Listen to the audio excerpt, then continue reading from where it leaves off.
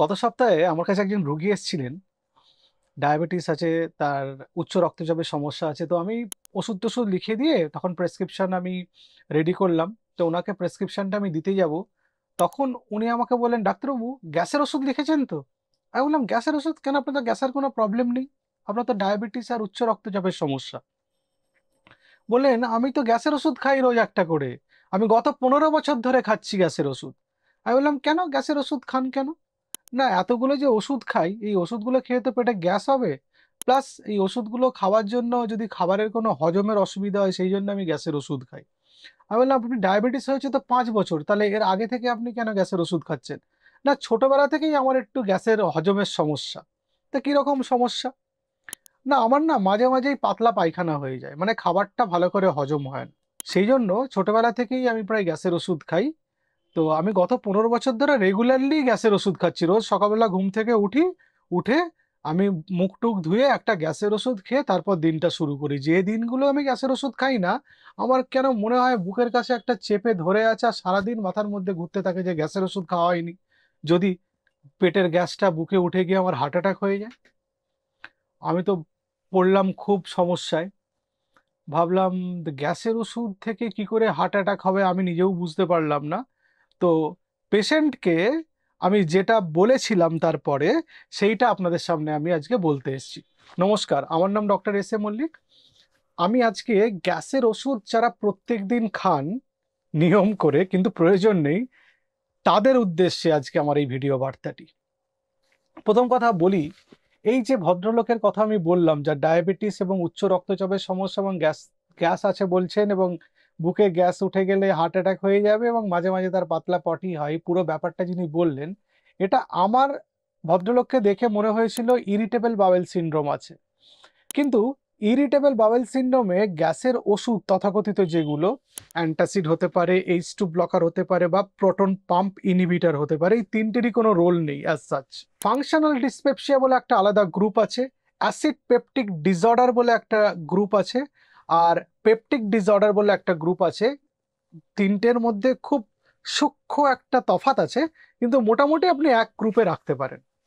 এখন যদি গ্যাসের ওষুধ কেউ অপ্রয়োজনীয়ভাবে, মানে দরকার নেই তাও রেগুলারলি খাচ্ছেন, তাহলে তার কি কি সমস্যা হতে পারে, এটা আপনাদের সঙ্গে আমি আজকে আলোচনা করব।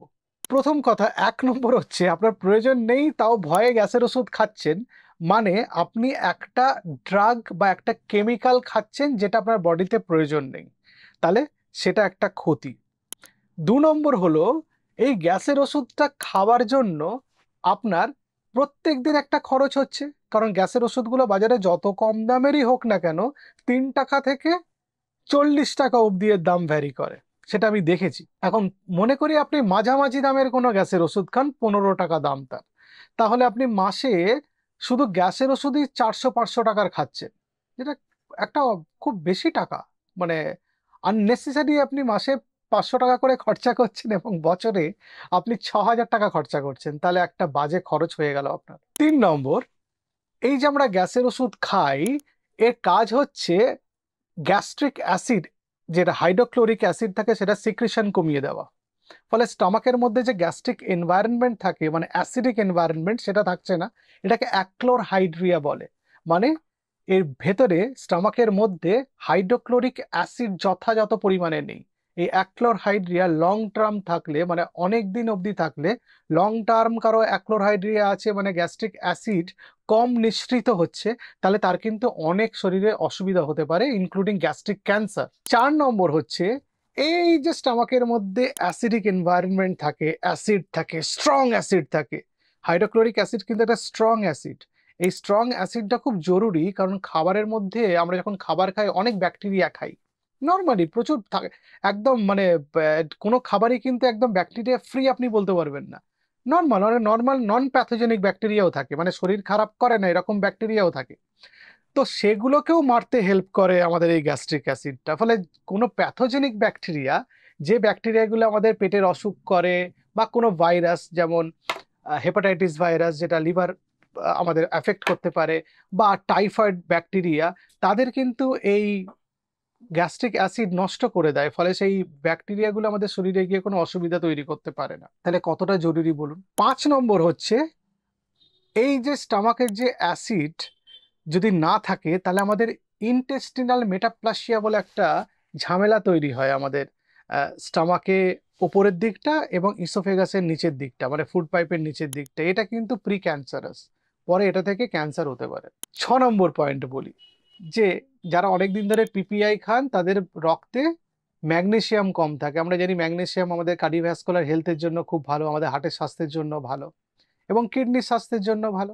তাহলে যারা গ্যাসের ওষুধ লং টার্ম খান তাদের হার্ট এবং কিডনির সমস্যা হতে দেখা যায়। 7 নম্বর হলো যে এই লং টার্ম পিপিআই মানে প্রোটন পাম্প ইনহিবিটর, এগুলো খাওয়ার জন্য আমাদের হাড় দুর্বল হয়ে পড়ে, আমাদের বোন হেলথ, হাড্ডি, বোন খুব দুর্বল হয়ে যায়, সেটাকে অস্টিওপোরোসিস বা অস্টিওপেনিয়া তৈরি করে, ফলে খুব ভঙ্গুর হয়ে যায়। একটু পড়লেন ভেঙে গেল। অনেকদিন ধরে যারা গ্যাসের ওষুধ খাচ্ছেন তাদের ক্ষেত্রে এই সমস্যা হয় কিন্তু। এবং 8 নম্বর, যেটা খুব জরুরি কথা আমি বলতে চলেছি আপনাদের, সেটা হচ্ছে যারা গ্যাসের ওষুধ, শরীরে গ্যাস বা অ্যাসিড হচ্ছে না বা অ্যাসিডিটি হচ্ছে না তাও খেয়ে যাচ্ছেন মুখস্থর মতো, আমি দেখেছি তাদের একটা অ্যাংজাইটি ডিসঅর্ডার কাজ করে, তাদের মেন্টাল হেলথ অতটা স্ট্রং না অনেকের ক্ষেত্রে।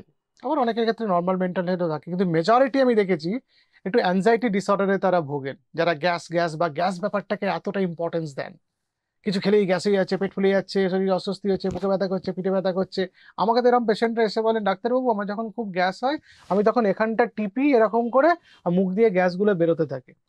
তার পিছনে কোনো বৈজ্ঞানিক ভিত্তি নেই কিন্তু, মানে উনি নিজে থেকে এখানে টেপেন আর মুখ থেকে আওয়াজ করে করে গ্যাস বার করেন, এটা সাইকোলজিক্যাল অ্যাসপেক্ট। এরকম তো হতে পারে না এখানে টিপবেন আর পেট থেকে গ্যাস বেরোবে, এরকম কোনো সায়েন্স নেই, এদের মধ্যে কোনো যোগাযোগও নেই। ফলে এই মেন্টাল হেলথের দিকটাও আমাদের নজরে রাখতে হবে। সুতরাং গ্যাসের ওষুধ প্রয়োজন ছাড়া খাওয়াটা যেমন খরচ সাপেক্ষ, তেমনি আপনার স্বাস্থ্যের জন্যও খারাপ। চেষ্টা করুন এটা থেকে বেরিয়ে আসতে। এটা একটা নেশার মতো, এই নেশা থেকে আপনাকে বেরোতে হবে। গ্যাসের ওষুধ খাওয়া একটা নেশার মতো, এরকম নিয়ে আমি একটা ভিডিও আগে বানিয়েছিলাম, আপনারা দেখে থাকবেন হয়তো। চেষ্টা করুন গ্যাসের ওষুধ না খেয়ে নর্মালি লাইফস্টাইল মডিফাই করে খাবার হজম করার ব্যবস্থা করা বা হজম শক্তি বৃদ্ধি করার চেষ্টা করা বা গ্যাস এবং অ্যাসিডিটিকে ম্যানেজ করার চেষ্টা করা। নমস্কার।